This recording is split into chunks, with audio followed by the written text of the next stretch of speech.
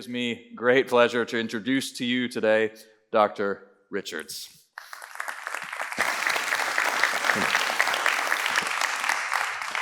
Well, the original plan was for Ken to speak last, and then I think he realized, oh man, everyone's going to be worn out. I'm going to have Jay speak last. That's the sort of plan. Well, it's so great to be with you. So thanks so much, especially if you came from a long ways away. It's a pleasure to be with you and sort of finish this up. And so I want to do something not complicated precisely because we're here at the end. And so I know if you hear, oh man, we're going to hear from a philosopher that does policy work, this is going to be absolutely brutal. So you tell me if it was brutal at the end, all right? But I really appreciate you for being here. So I want to do 3 really simple things. And so if you forget everything else, I want you to remember this. You know beauty when you see it. You know beauty when you see it. Go home tonight, and if you have Netflix or Amazon Prime, just do a search for nature documentaries, or you can do a search for bird documentaries, and you'll find a bunch of stuff, right? A lot of stuff, entire series. There's an awesome Netflix show called, I think it's called Dancing with Birds, that I've actually watched several times. I highly recommend. But all of these, if you watch them, presuppose not only that nature is amazing, but that there are these beautiful things in the natural world, and that's just sort of assumed. You're not going to see a kind of philosophical treatment of, so what are the criteria by which we determine that something is more or less beautiful? And so this is really extraordinary, and it's extraordinary because the kind of standard materialistic way of explaining nature, and certainly of explaining human perception, is fundamentally incompatible with beauty being a real thing. It's sort of like if you're talking about moral truths, right? So you all know certain moral truths. You know them directly, and you know them better than any truth of history. So here's one. It's wrong always and everywhere to torture small children for the fun of it. All right? I'll give you a second to get that in your head. All right, so as soon as you heard that and understood it, you said, yeah, I know that's true.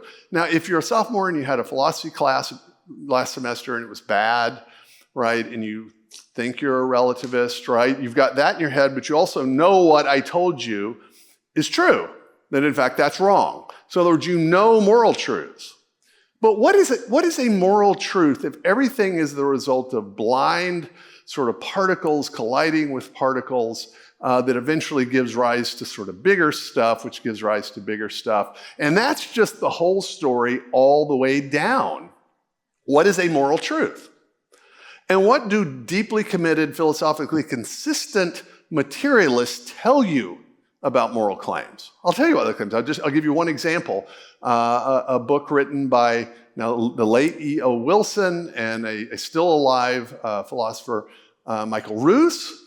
And this is what they say. They say, morality is an illusion fobbed off on us by our genes to get us to cooperate.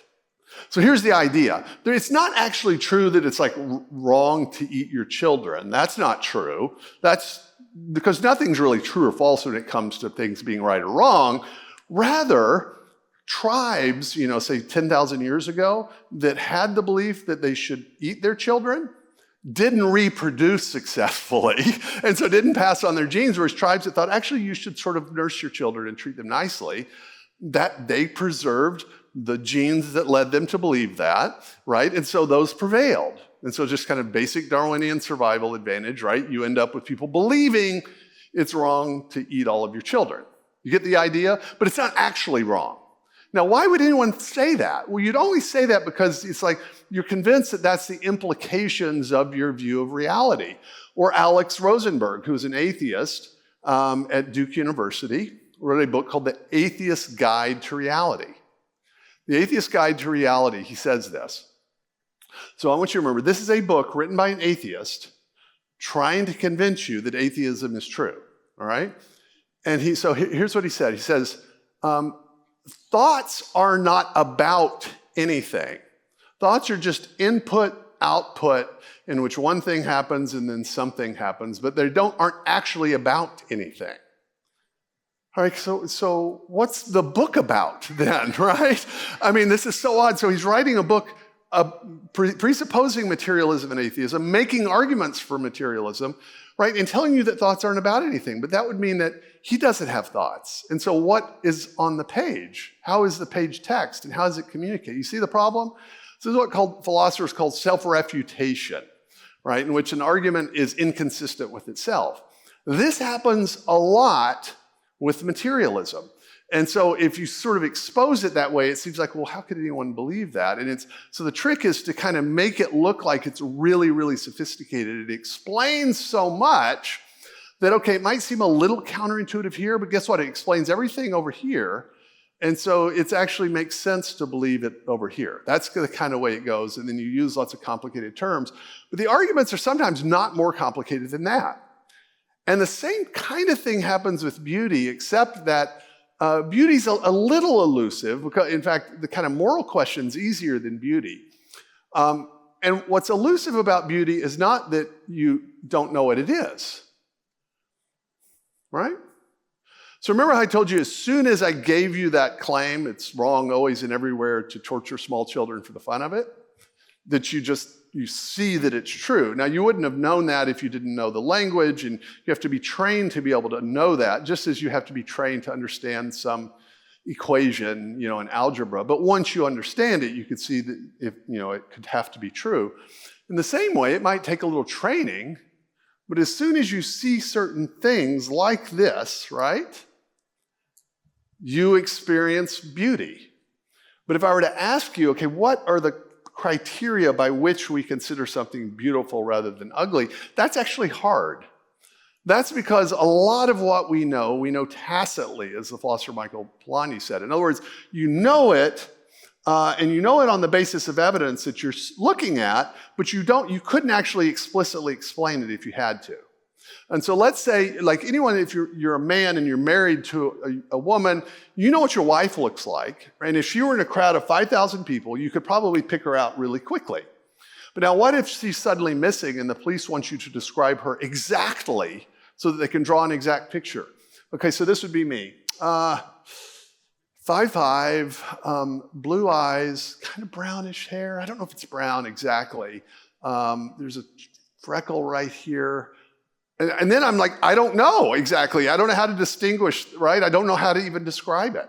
But obviously I know what my wife looks like, right? So you see, so there's actually a bunch of stuff that we know simply because of the way we're constituted. And you could come up with a philosophical argument to doubt it. But in some ways, the philosophical argument to doubt it would require all this kind of reasoning. And as soon as you forgot it, you'd go right back to knowing things. And so what I'm doing, I just want to encourage you, if you have been subjected to kind of skeptical arguments, that beauty, it's not a real thing. It's entirely subjective. It's kind of a made-up thing, and it never actually refers to anything sort of out there in the world. That you basically know what it is. Some people are maybe better at discerning it than others. There's subtle examples. There's edge cases. But you basically know what it is. And so this is why you can tell what is beautiful. So this is the only picture of the slideshow that I actually took. This time, almost to the day last summer. So some of you may know this. This is Lauterbrunnen in Switzerland. It's a glacial valley. It's north of Interlaken, or south of Interlaken. There's waterfalls, right? There's a church. This is just not Photoshop. This is me with an iPhone, right? Taking that picture. That's the Eiger and the Jungfrau in the distant backgrounds. There's 12 of these waterfalls. Tolkien, by the way, backpacked from Interlaken to Lauterbrunnen, I think in 1911, and people think maybe this is his vision when he is describing Rivendell in The Lord of the Rings, all right? Why? I went there and spent a bunch of money to see this, and a bunch of other people, it turns out, do as well. It's absolutely spectacular. Now, if I had to tell you why it was beautiful, I'd have a hard time, but it's just crazy. Here's some aurora. This is in Norway. Right? We love these pictures. We loved these pictures during the recent appearances. Now, a lot of them were so faint, but we have iPhones with these modes in which we can keep them open. And so there are people in Texas. My sister was in Texas, all right, in the Panhandle, they couldn't really see it, but they pull out their phone and did a kind of long exposure, and then there it was, right? Everybody wanted to see these because they're spectacular and they're beautiful. All right, so those are sort of landscape scenes. Guillermo gave you some amazing sort of astronomical scenes. I'm gonna camp out on the animals. So this is a male mandarin duck. Everyone loves that, right? Here's one you don't know. That is the blue dragon sea slug. All right, did you know that one? I didn't. So God has a sense of humor. I don't know who this is even for, they're not easy to find. Green-headed tanager. Super fat, just the right amount of fat, just the minor amount of sort of bright color, a little short, dark beak. There's, you're not quite sure, but there's something to it. The mandarin fish. It's unbelievable. Look at that thing. Who's that for exactly? Panther chameleon. I think that Ken had this in the background on one of his slides a minute ago. Now these are sort of beautiful in a kind of an obvious way. So Thomas Aquinas talks about the criteria of beauty, and one of the things that he says, there's a kind of clarity or brightness. And so here it's literal. It's a kind of brightness of color that stands out against sort of drab grays and browns. But there's also a different kind of beauty that cats have in abundance, especially if you're watching a cat like a cheetah run. It's obviously an animal, right? It has legs, but it also looks like liquid. And so that that cats can change the lengths of their spine, right? So we just, I'd bend down to get a towel at the wrong time and throw my back out. Cats can stretch their spine when they're running, right? And they look like they're this kind of liquid form. Here's one, right? It's the leopard. I'll give you one final example. You all know, right? The panda. Okay, so panda. So what is happening here? It doesn't blend in with its environment, right? They're kind of ridiculous. You've all seen those videos of the panda keeper, which has got to be the best job in China, is the person that keeps the pandas, right? And they're kind of rambunctious. But your instinct is that there's something going on here, right? But you can't quite put your finger on it. Now, I just show you that because you all knew directly, okay, there's something going on here, right? And so here's my basic argument, is that if your philosophy of reality can't accommodate that those things are amazing, beautiful creatures, the problem is not your perception of those creatures. Your problem is the theory of reality.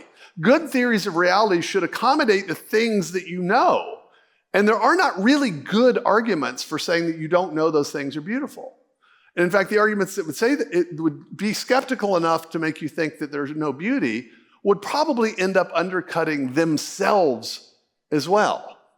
And that's, I think, what sort of happens. We've talked a lot about the sort of glories of the scientific revolution, our ability to understand the degree to which the natural world is intelligible using math and stuff like that, right? That's the kind of glory of the enterprise. But a different kind of tendency also emerged, like the wheat and the tares growing up together in the modern world in particular, right? Which was a tendency toward reductionism. So it's one thing to say that, in fact, we can describe exactly where the planets and the moon and the sun are going to be at any particular moment, so we can predict within a few seconds of where an eclipse is going to be. That's one thing. It's another thing to say that, well, really the only thing that's real is the math, right? That everything ultimately needs to be reducible to the math, and if you can't predict something using math, it's probably not real. That's the reductionist instinct, in which you keep trying to reduce everything to what you think of as a more and more simple and more fundamental level, right? So we talk about the fundamental particles, the elementary particles, fundamental forces. The idea is that these are the things that are really real, and they make up kind of bigger things that aren't real, right? And you usually don't hear that argument put that directly, but that's kind of what's going on. And I'm not going to blame poor René Descartes for all of this, but I'll give you just an example of how this happened. So René Descartes, a kind of early modern French philosopher, he and Francis Bacon are often sort of credited with starting the scientific revolution.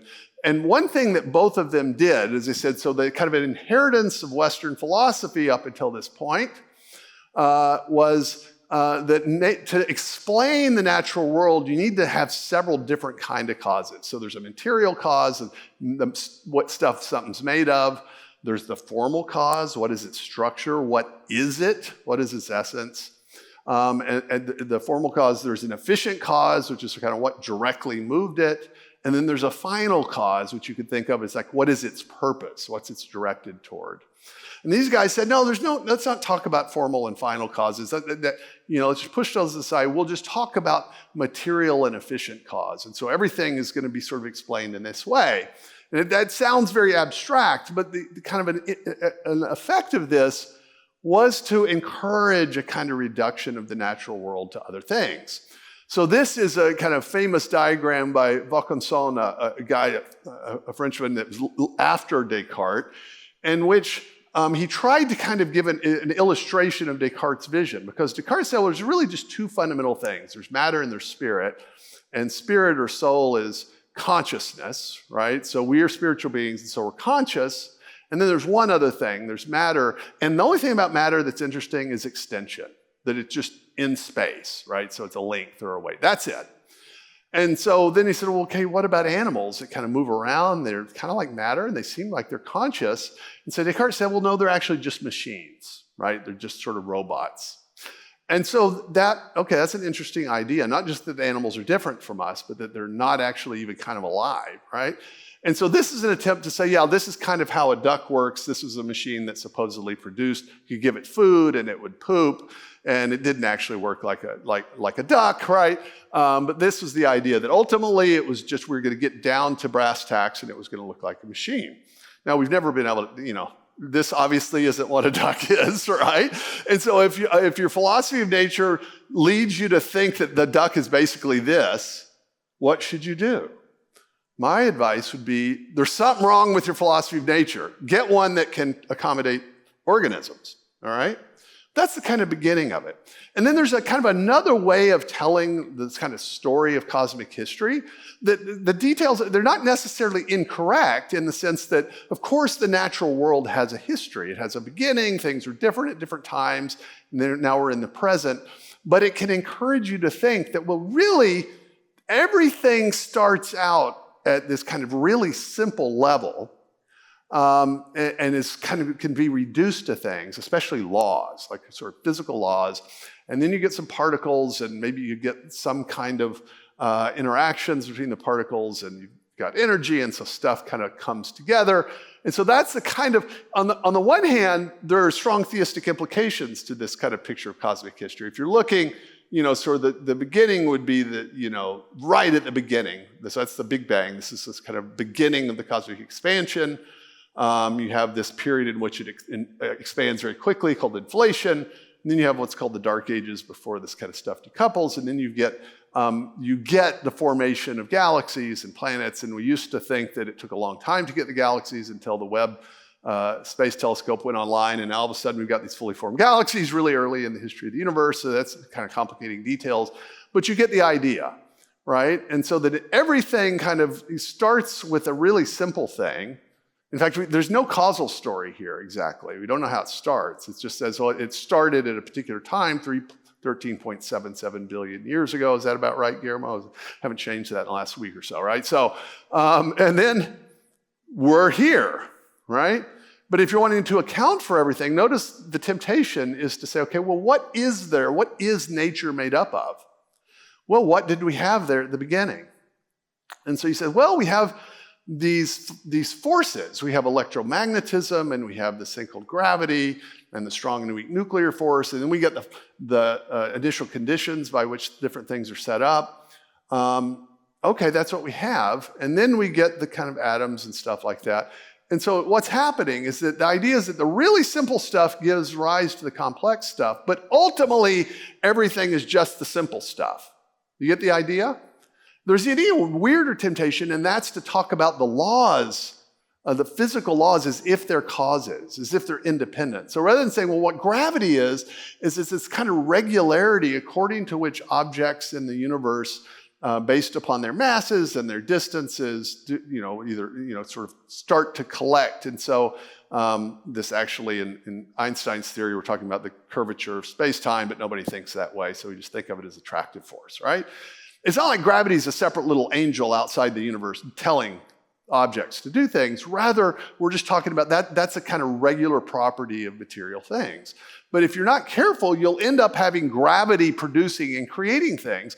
And so this can get so bad that Stephen Hawking, at the end of his life, could write a book in which he said, this is a quote, "Because there is a law such as gravity, the universe can and will create itself from nothing." Okay, that's obviously wrong. I mean, it's not even wrong. It's like, doesn't even make any sense. Because if the universe, there's nothing to create anything. And gravity, what's gravity? It's like, is it a magical thing that creates universes? Nobody thinks that, right? Why would a smart person, this is the Cajun professor of mathematics at Cambridge, say something like that? That is how deeply rooted the reductionist intuition can get into someone's thinking, that it will lead them to think that. And that's, of course, someone who at least kind of officially was an atheist or agnostic. But we all can kind of pick that up. So that we sort of accept that, okay, yeah, well, I think God created the universe and he set things up and he fine-tuned things. And there's information in the DNA molecule and the bacterial flagellum and some things like that. But then we otherwise kind of treat everything else as if it's kind of blind in personal processes, where God just kind of does things here and there. That's not the Christian understanding of God. And frankly, it's not a really good philosophy of nature for explaining what's happening. But you see what's going on is that we kind of adopt that view of nature unwittingly if we're not really, really careful. And so, of course, that image sort of described the history of the universe. But of course, there's this kind of biological part to it too. And this is the kind of official story at the moment. And I'm not denying the kind of sequence here. I think there's good evidence to think that what we call simple unicellular life was around for a long time on the Earth. And then we got multicellular organisms. You get a thing called the Cambrian explosion, in which in that case, you've got these major animal phyla sort of appearing in geological sense almost simultaneously. And then you get different kinds of organisms, and then you eventually get to the present, right? And so in a sense, you could say, okay, we had these kind of simple things, and you have these complicated things. But the temptation is to say that all the complicated stuff was fully present and is explainable in terms of stuff that's simpler, right? So that ultimately everything can get reduced, if you knew enough, all the way back to the simple stuff. And that's all we are. And you'll hear this all the time. And so I'm really hoping that I alert some of you to this. I red pill you so you'll never be able to rest again when somebody says, well, we're really nothing but X.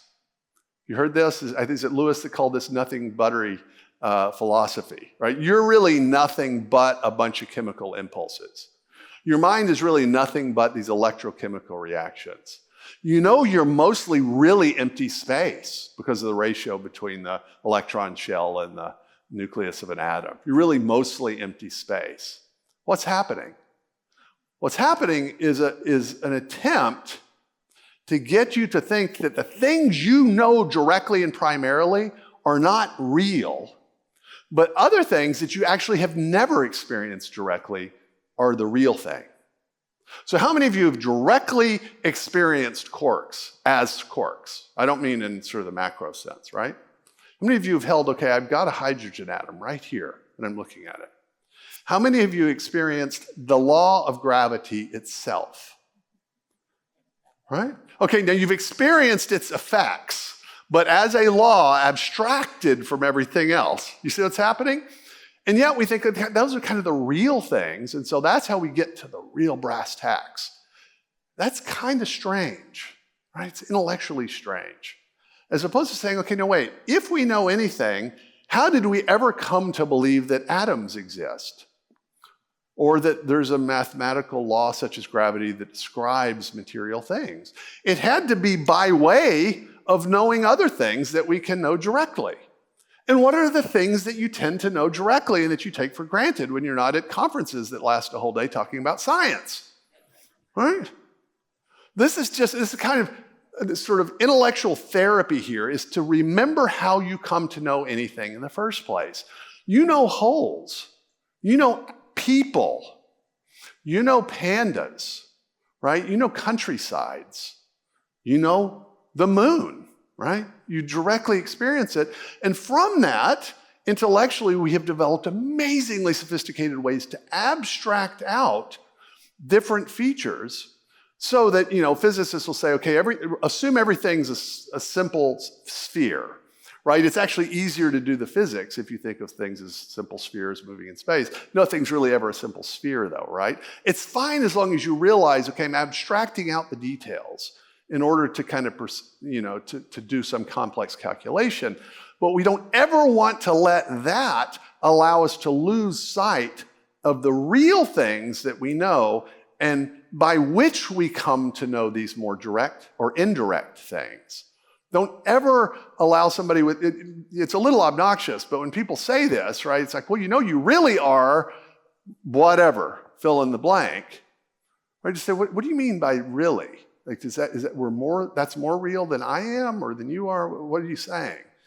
And so you can see how even if you're not a materialist, even if you're a Christian, right, that believes God has created the world and is superintending the world, you can still get yourself into this kind of reductionist mode where you kind of accept this sort of line.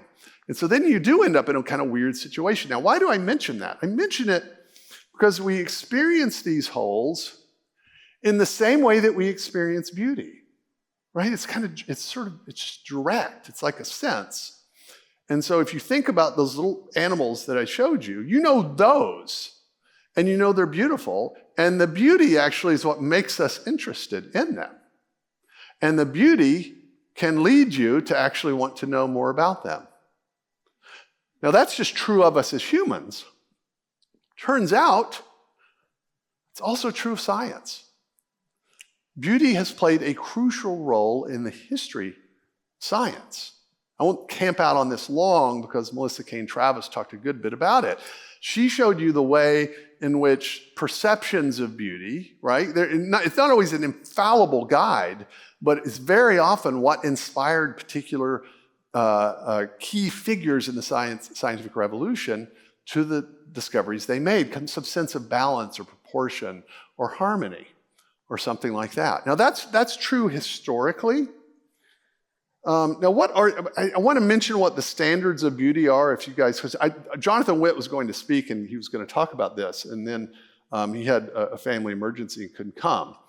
So Thomas Aquinas develops these, the medieval theologian. It's basically, here are the three. There's proportion or harmony, radiance or brightness, and integrity or perfection.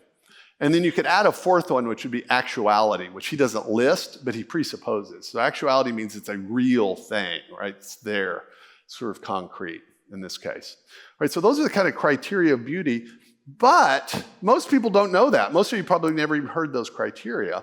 You still kind of know it when you see it, and that's the way it tends to be in natural science, is that scientists tend to know beauty when they see it. So what's my point to this point? First, reject a philosophy of nature that would encourage you to deny that beauty is a real feature in the world. That's a bad philosophy of nature. It's not a part of science properly construed. Secondly, that science itself depends upon the perception of beauty, at least historically. And there is also a colleague and a friend who's actually here in the audience, professor of sociology at Catholic University, where I used to teach, Brandon Badayanathan. Did I get it this time, Brandon? Badayanathan? I've never been able to pronounce his last name, sorry. He's been working for several years on a survey of real-time scientists trying to get a handle on, okay, what role does beauty play in your profession? And so far as I know, this is by far the greatest kind of a survey of what scientists actually do, right? The way they actually work. And rather than try to give you a whole lecture on this, I've got a short little video that just kind of summarizes the results of the research to date that we'll show you. It's good stuff. So you see the idea, notice he describes these three different kinds of beauty, and the first one is the one that we're all acquainted with. But I know lots of scientists, I mean, Guillermo will tell you this story, that just thought the starry sky was beautiful and amazing, and so he went into astronomy. or biologists that thought these birds were amazing, butterflies, amazing.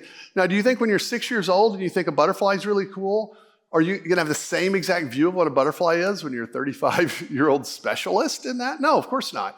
But the beauty, right, it sort of directed your interest to it. And then in different ways, a type of sort of theoretical beauty can continue to help point you in the right direction toward truth, so that there could be some kind of connection between our perception of beauty and the truth itself. So you should be asking yourself the question, okay, on what view of reality would that make the most sense? That beauty would be a real thing, that it would guide you toward something that is true, even if the truth is much deeper. So my third point, my final point, related to the first two, is just the simple failure of materialism to explain things away. In biology in particular, where people tend to think it's been explained away because they get a kind of an impression from this, from kind of popularizers of Darwin's theory of evolution. So to kind of explain this, I need to introduce a couple of concepts that you probably already know, but bear with me. First, Darwin's idea of natural selection, and then his other idea called sexual selection. So what's natural selection? It's a kind of one of these things that if you think of it in a certain way, it sort of has to be true at some level. And so the idea of natural selection is that if you have a, say, reproducing organism, so a population of water buffalo or something like that, and then you have variation in, say, the size and speed and strength and sharpness of the horns of the water buffalo, and they're reproducing and there's variation. And then there's a selective pressure, like maybe there's only so much food to go around so that the water buffalo are competing against each other, against other creatures for resources, right? And there's a variation. Then those members of that species, right, that have an adaptive advantage, right, that are more likely to survive and so to reproduce and spread their genes, those are going to prevail. And so a few generations later, that's why if you have a population of water buffalo, let's assume that sharpness of horns is a simple kind of enhancer of survival. The water buffalo's horns over time are not going to get blunter, they're going to get sharper, right? That's just kind of the basic idea. Makes perfect sense. No reason to think something like that doesn't go on. The question would be, how much does it explain, right? Like, what's its power? And of course, Darwin, in his mechanism, he combined it with some kind of random variation, which in neo-Darwinism becomes random genetic mutations. And so you say, yeah, we've got examples of that. Antibiotic resistance, probably a good example. How much does it explain, though? Does it actually explain the origin of form in general? Or is it more like a pruner within kind of small groups? Some people say, yeah, natural selection, it might explain the survival of the fittest. Does it explain the arrival of the fittest? But the temptation, if you rule out any kind of purpose or teleology, right, as it is even a possibility, the temptation is going to be to always try to explain everything you can using the Darwinian mechanism, even if it's actually just kind of narrowly construed. Right, so that's the basic idea. So I'd say, look, if natural selection is just the claim that, sort of members of the reproducing population, they have a fitness advantage, and fitness is defined as sort of reproducing more, then they're going to tend to prevail in later generations. That's just kind of an intuitive thing. It's the kind of thing that'd be true in any possible world. And so the popular example, at least in terms of the lore, would be Darwin's finches, as they came to be known. Darwin had a famous voyage on the Beagle to the Galapagos Islands in the Pacific and collected lots of specimens of organisms there, including a bunch of finches. He didn't actually collect them, it turns out. It was his assistant. He didn't actually label them. It didn't even occur to him to apply his theory to this. But later in his notebooks, not in his Origin of the Species, he realized actually the variations in the beak thicknesses and lengths might very well be explained by my theory. Here's what he put in a note in his journal. Look, once he had sort of gotten these out and was comparing them, one might really fancy that one species had been taken and modified for different ends. So you get an original group of these finches. They get spread out on different islands. There are different environments on these islands. And so on some islands, having a thick beak, maybe it helps them to crack the seeds or something and eat on that island, whereas on this island, it's actually better to have a long, skinny beak for finding seeds down in the cracks. I mean, you make up the story, right? You get the basic idea, and then over time, you're going to get these kinds of variations of these finches based on natural selection in the environment. This makes sense, right? So not that complicated. Of course, it's all finches, though, right? I mean, you could say, okay, well, yeah, what else could it explain? But it at least explains that. But Darwin realized that he has a problem because there was some of these weird things especially in the world, in the biological world, that don't seem obviously to be consistent with natural selection. What do you do with that? And they all involve kind of sexually reproducing species, lots of animals, there's plants that are like this. And so things like the peacock, right? Which is like, okay, how do I sort of explain this? And there are multiple problems with sexual reproduction. First, how would you ever get sexual reproduction from a purely Darwinian process, assuming the Darwinian process is blind, as the materialist has to, right?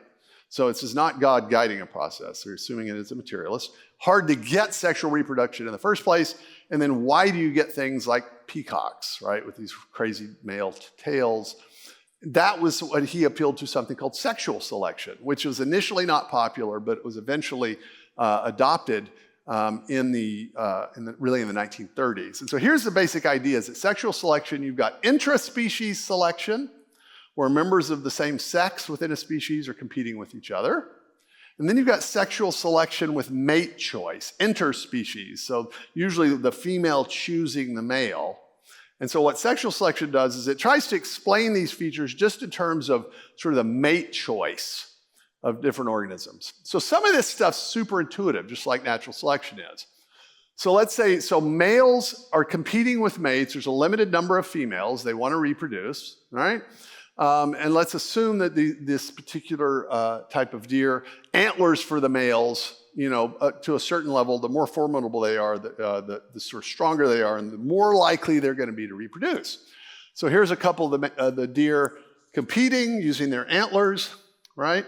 Now this seems like a kind of simple survival advantage, right? So if you have all you need some deer that have stronger, more formidable antlers, maybe stronger necks, and then you need some females that like the males that have the stronger antlers, right? And so then they end up pairing up. You just need a few, but if both of those make them more advantageous, you're going to end up with a bunch of females that like big antlers and a bunch of males that have big antlers. Make sense? Simple. All right, yeah, but okay, that's kind of plausible. But then you got stuff like this. All right, now it gets kind of tricky. Right, so when you see this, is your first idea, oh, yeah, differential survival value. No, it's like, wow, that is unbelievable. Look at the tail feathers on that thing. What is happening? Look at the colors. Look how flamboyant this is. It's just completely over the top. Now, maybe you could say, oh, I don't know, maybe those feathers look like eyes, and maybe it's scary to some things, or I don't know how that would be advantageous exactly. And so you end up getting these features that either don't seem obviously to have anything to do with adaptation and survival and reproduction, or might even look like they are inconsistent with it, right? Like what you would expect, okay, why do you have a male that does this? And moreover, that's a peacock flying. Now, there have been some experiments trying to argue that, in fact, peacocks really don't have that big of much trouble flying. But, I mean, give me a break. Really? You're dragging this tail around? You're telling me, oh, wrong button, that's not going to cause you some trouble flying away? And so it just seems sort of odd. So what's the kind of sex selection argument? It's this, is that, well, females, for kind of complicated and obscure reasons, they prefer the males with the brighter tail feathers. And so their brighter tail feathers, those males get to mate, and so they reproduce, right? And so you do this for a few thousand years or whatever, and you end up with these peacocks in which the males have this fabulously sort of extravagant tail feathers, and so that tends to predominate in the population. And the females will often be quite plain. Has anybody even heard of a peahen? Did you know there are peahens? Nobody sees them. They exist, right? They're plain. And this happens a lot in birds. You get the male is super colorful, and the female's a little brown wren. You know what that's kind of sad, right? And so there's always, there's a feeling of difficulty here, right? Now there's a way to make an argument having to do with gamete size and different things in which you can kind of make a plausible story, but this just is not what you would expect if differential survival and natural selection, all according to a supposedly blind process, you would just not expect this, right? Because the question would be, okay, that's an interesting story, but why would natural selection not select out of the population females that prefer big, cumbersome tail feathers, right? That can't be a survival advantage because it's not like we know that big tail feathers correlate to some other feature, right? It's in fact, they're just kind of fabulously beautiful. But the one thing they can't say, you're never going to get this argument, well, the peahen likes beautiful things, and this bird is more beautiful, and therefore she prefers beautiful things. You're never going to get that argument. Why not? Well, that doesn't sound kind of properly Darwinian. And so if you watch any documentary, they'll say, well, the beauty is a sign of fitness. It doesn't mean they went and did a study and figured out, okay, how is that bird more fit? Because here's the problem. If you just say whatever exists is fit, then what you're saying is that natural selection preserves those things which have a survival advantage. You say, well, what provides a survival advantage? Those things that get preserved by natural selection. Perfectly circular and uninformative.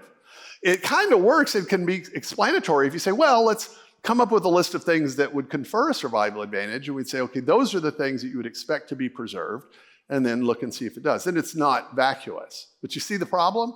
And so you end up with this kind of weird circular argument, or with making sort of implausible arguments if you're restricted to reducing everything to this kind of simple Darwinian calculus of differential survival. Now notice, none of this is saying that natural selection isn't a real thing. None of this is saying that survival value isn't important. Obviously it is for organisms, but it's just that you have this sense there's something more going on here. Right, now that's just the peacocks. Those are the familiar characters because we've always seen them.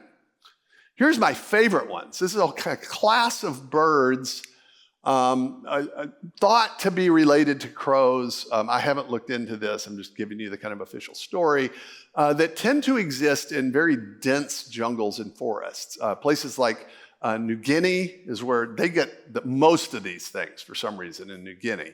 Texas doesn't get any of them, and I don't know what's happening. But New Guinea gets this kind of unfair amount. Latin America has some of these, and Indonesia. That's where most of these birds are. So if you go to Colombia, you can see some amazing things. But here's a couple of birds of paradise from New Guinea. All right, so on the left is Wilson's bird of paradise. On the right is called the Vogelkop laforina. Vogel is, I think, a German word for bird. So I just look at these things for a minute, all right? So they're officially, I don't know why biologists, they make these different genre, but I don't know exactly why they're making different genre as opposed to just different species. I don't know if they tried to interbreed, I sure know the details. But the males are uniformly unbelievable and bright, and the females are generally kind of plain, all right? That's a bird, and you're going to see this in a minute. So this, obviously, you don't really get the full impression without a video, and so I'm going to show you from a PBS Nature video a clip of just one of these things, because they not only have these spectacular feathers, they also generally have very elaborate dances that they do, and then some of them also have this very elaborate construction project that they do that looks like, I don't know, it could be kind of orthonc or a tower, or a nest or something. And then the females are walking around trying to decide which one they like, right? And if you watch these documentaries, it'll always be, everybody kind of presupposes that these birds are amazing, that they're actually beautiful. And I think that's telling. All right, so here's a clip. And that is literally the end of the relationship right there. So if you watch every single one of these, I've gone through it, of the birds of paradise, it tells you all the kind of parameters. And it asks you about the mating, no pair bonding. So in other words, it's like a 5-second copulation and that bird's off. That's just it. So the males do nothing but provide the small mobile gamete to produce, right? Okay, so now here's the thing. That's just really weird, right? It's just not at all what you would expect if you're thinking of kind of functional requirements for reproduction. Now, you can kind of tell a story and say, well, maybe these things kind of correlate to fitness, but wouldn't you expect if this is a blind process that what would correlate to fitness would just be some random thing, right? That, oh, that female bird. Instead, it's things that we recognize are beautiful, that are amazing. You can look at these birds and you can analyze and give St. Thomas's criteria of beauty and see those in these birds. They don't seem like random assemblages. They look like their own integrated, wild and crazy thing, right? And so the question is, okay, if you're sort of you're saying, I've got multiple competing hypotheses for explaining reality, you need one that can account for that, right? And it's not constantly trying to explain it away in terms of something else. And in fact, at least in this case, with the birds, you could say, well, if they can dance well, they would be agile, and so they could get away from predators, they could get seeds. I mean, you can kind of imagine this, right? If you're really wanting to tell that kind of story, it's obvious that having those little, string things, I just don't see how that can confer a survival advantage. It looks like the kind of thing that gets to exist because maybe there are not a lot of predators in that particular place. But it's not a random impediment, right? Like you might have a bird that actually in this island, because there's no predators, birds have a broken wing, don't die, and so birds end up with one wing or something like that, right? You'd look at that and say that's a degradation of a function. In symmetry. None of these things look like degradations. They look like their own things. But there's also sort of examples of critters that do things that don't clearly confer in any way that we can tell a survival advantage, and that are just kind of surplus to requirements that are just external and that just only really make sense aesthetically. The Japanese pufferfish is my favorite example of this. First of all, because the pufferfish, when he's not puffed up with his little spiky things, is just the cutest little thing you've ever seen in your life. Netflix, by the way, I'm doing a paid promotion. They should be sponsoring this conference. A new documentary called Puff or Puffer, and it follows the story of this little pufferfish. You got to watch it, but we're not going to watch it now. All right, but so Japanese pufferfish, again, it's the males doing the crazy stuff to attract the females, but in this case, it's creating these sand art structures on the floor of the sea. All right. And people are not that familiar with this. So again, it's going to last video, I promise. But just watch how this goes. DeVos should be sponsoring this conference too. So what's happening? There's a bunch of stuff going on there. First of all, spy puffer is obviously a little thing that they sort of added to the equation, dropped things in. And so notice those shells they messed up the symmetry of the structure, right? So it's not just that the females look for kind of unusual things, but they seem to prefer this kind of perfect structure, and the males want to achieve that. And so when the spy puffer would drop the random shells, right, then the actual male pufferfish would move it into the kind of the place around the ridges where it both illumines and then sort of stabilizes the structure. Now this is just bizarre, right? It's absolutely unbelievable. So that's the first thing. The second thing is, notice that the narrator says, all this striving for artistic perfection is a sign of fitness, I think is how he put it, right? Now, what is that? Have they tested like the sperm quality of the ones who have, right? And they, and they have more sperm, and it's like the sperm motility is better. They could do that. They don't. They're just assuming, because the theory requires it, right? That somehow the better this kind of pattern is, the more biologically fit the male is going to be. And so natural selection is selecting for these things. We don't actually have any real evidence that that's true. In fact, it seems like a really elaborate thing to do for what, as you can just see, takes about 6 seconds, right? And doesn't obviously seem to have anything to do with fitness. So what's the point? Right? It's not like a deductive proof that materialism is wrong and Christianity is true exactly. It's something, it's just, okay, look, if we've got two competing hypotheses, God created the world, right? The world is the result of purpose and intention, or something that insists everything be reduced to its simplest level, it be blind processes, and that everything we find in biology is sort of gets squeezed through this filter of natural selection. What do we have of those two hypotheses? Materialism creates conflicts and paradoxes. The materialism supposedly underwriting science encourages us to dismiss beauty as a real thing. But ironically, the perception of beauty itself plays a crucial role in scientific discovery. Sex selection poorly explains the gratuitous beauty of organisms such as birds of paradise. And so thinking of that, how likely is it on materialism that these female birds and female pufferfish would prefer features in mates that we perceive as beautiful? Because the whole thing presupposes that in fact those female fish and birds are selecting for something they perceive as beautiful.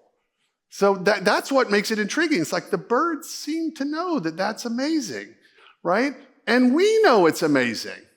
There is no way natural selection explains how pufferfish and birds of paradise in New Guinea would select for beautiful things that we find beautiful, right? And so that's the question. On what view of reality do these kinds of things make the most sense?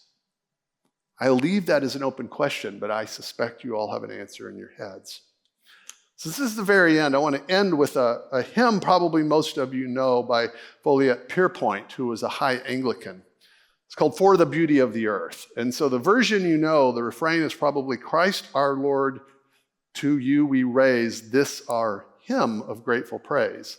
The original, as he wrote it, is Christ our Lord, to you we raise this our sacrifice of praise. So this our offering of praise to you for the beautiful things you've created. So it's really a prayer that you might not notice, and so I'll just read it.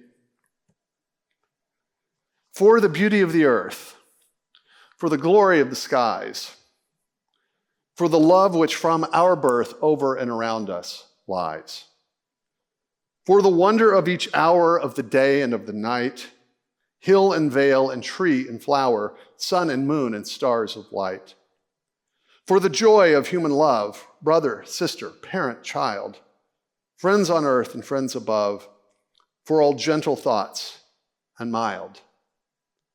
For yourself, best gift divine to the world so freely given. Agent of God's grand design, peace on earth and joy in heaven.